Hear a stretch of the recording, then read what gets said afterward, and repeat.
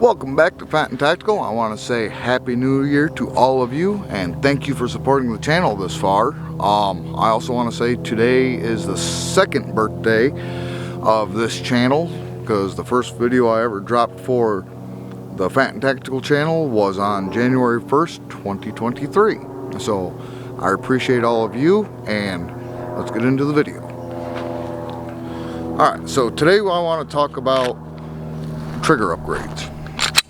So when I got the Dagger, I told you all that I wanted to upgrade a little bit. You already know that I put the red dot on here. I did a video on that a few weeks ago. I also told you guys that I wanted to upgrade the trigger. So in here I have a Wheaton Arms flat-faced trigger upgrade. Now when I put this on, I did not put a new trigger bar or new trigger springs. It was just the trigger shoe itself. So we're gonna see if that makes any of a difference shooting it.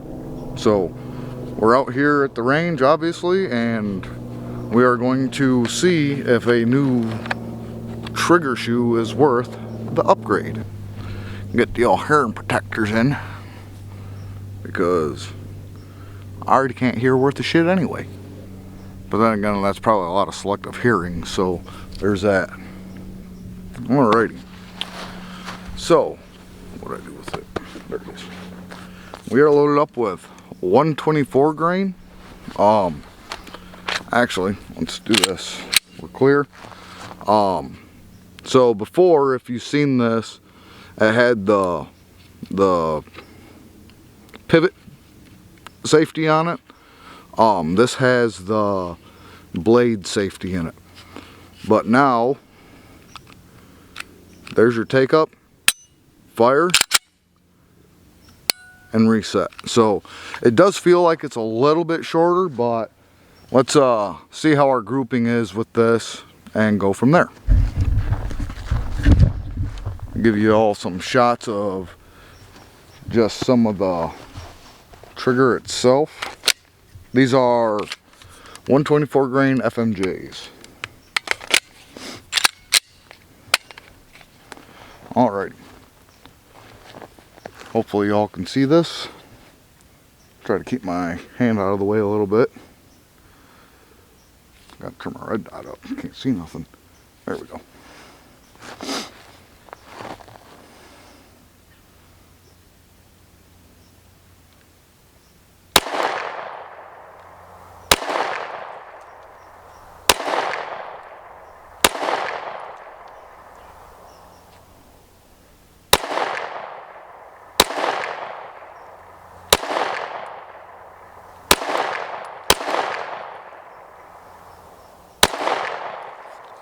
Alright, so hopefully all you seen some the reset and everything, the take up. Hopefully that was a lot better. So far it does feel a lot better. Is it worth it? I'm gonna say yes, especially for the Dagger, because it's a cheaper produced firearm, yes, and it's a Glock 19 clone. And I'm sure there's maybe Glock fanboys on here, and then there's anti-Glock people. So compared to my 17, which is more of a full, you guys obviously know that's more of a full-size pistol. But with this being a compact and having this trigger, I would say it's worth the extra money to upgrade it. I know a lot of people do upgrade these, so and actually my grouping seems to be a lot better too. Let's zoom in on that a little bit. That was my grouping for those, what was it, 10 shots. So let's take these other 5 rounds and we will see about getting them in the A slot or the credit card area. Like I said, we got 5 more rounds. Let's see if I can. There we go. Now you can see. And we're about 5 yards, so, and I'm, by the look of that, you can tell I'm pushing down to compensate for the recoil, so see if I can mitigate that a little bit.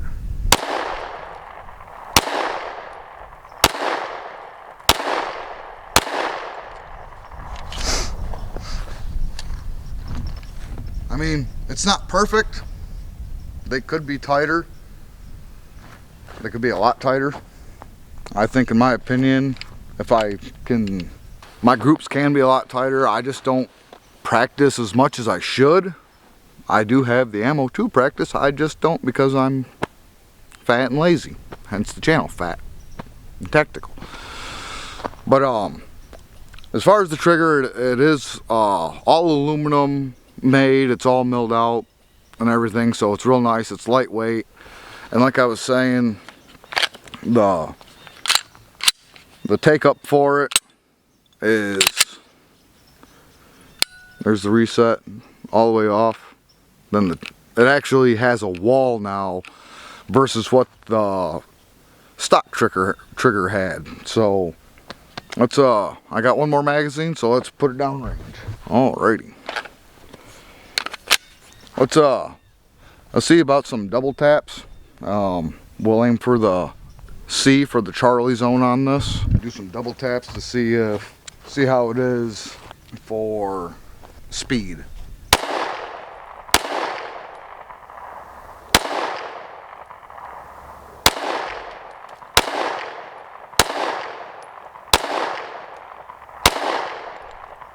That was a malfunction. I'm pretty sure that was caused by me pushing up on the slide lock. So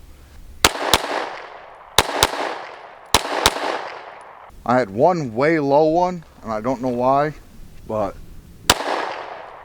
anyway, now I really need a cameraman. You know that? Back up a little bit. There we go. So, worth it? Yes. Now shooting it, because I installed it and I never got to come out and shoot it until now. I really wish I would have did a new trigger bar and trigger springs. I'm also wanting to possibly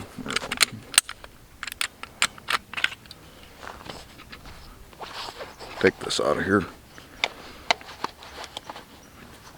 If you look in here, I don't know how well you can see, but this compensator isn't as far back as I think what it could be.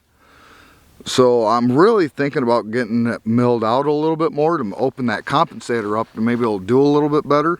Like you seen in the SIG video from however long ago that was, that has like a double porting, or a double, it's got a compensator, but it has a bar through the middle of it, which I don't think that bar really is doing much anything of stopping the gases from escaping the barrel. But with this one being just a little sliver, I think if I open it up just a little bit more, it won't be as flippy. So I'm gonna see about that, and if that doesn't work, oh well, I guess I'm just out of slide and I'll just order another one. So why not, right? Right. So I just want to say thank you all for subscribing to the channel. I really appreciate it. Here's to hopefully a very good year out here on the range, and we will see you on the next one. Choo choo.